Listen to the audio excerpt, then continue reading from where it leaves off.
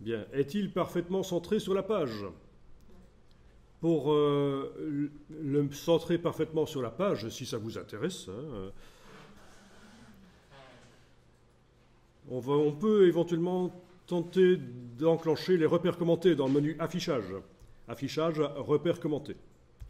Et alors, quand on déplace, à un certain moment, vous devriez voir une ligne verte qui vous indique... Non, celle-là, ça indique par rapport au cercle. Allez, je vais le déplacer là, complètement. Ce sera mieux parce qu'il était quand même fort proche du centre et ça m'embrouille en fait. Je le déplace complètement à gauche, puis je vais le redéplacer là. Voilà, donc là, ça indique que par rapport au centre de la page, qui est montré avec la petite croix, eh bien, il est à la verticale, là.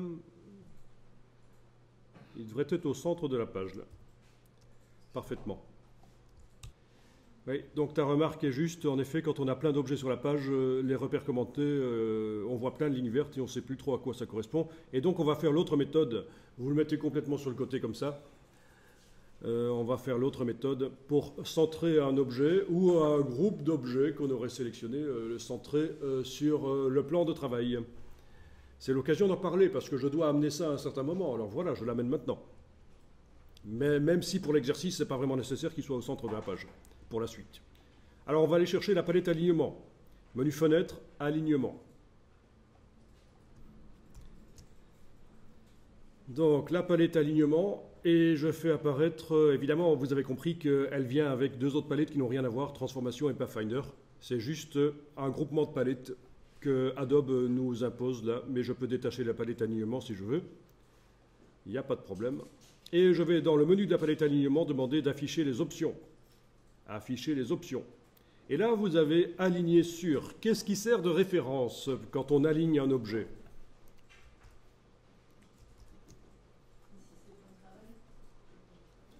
Alors, aligner sur une sélection, ça suppose qu'on a plusieurs objets sélectionnés. Et quand on les aligne, ben, ils se centrent en vertical, en horizontal, c'est comme on veut. Ils se superposent parfaitement, ils s'empilent parfaitement. Mais là, j'ai qu'un seul objet. Donc, ça n'a pas de sens de faire aligner sur une sélection. Aligner sur un objet clé, c'est aussi quand on a plusieurs objets, on décide lequel ne va pas bouger. Ce sera ce qu'on appelle l'objet clé. Et les autres vont s'aligner sur celui-là. Mais donc ici, ce qui m'intéresse, c'est aligner sur le plan de travail.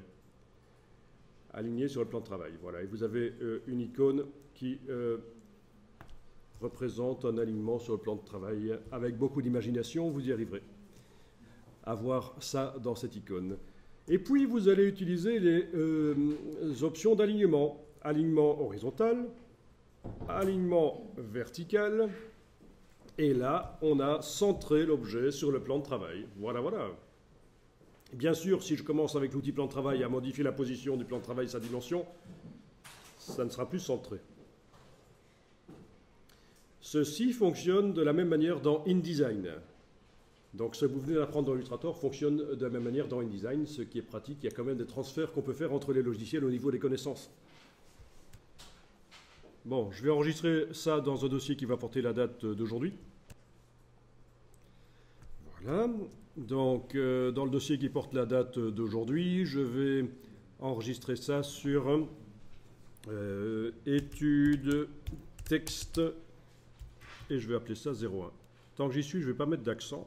Parce que les accents dans les mots, ça pose des problèmes parfois dans certaines situations.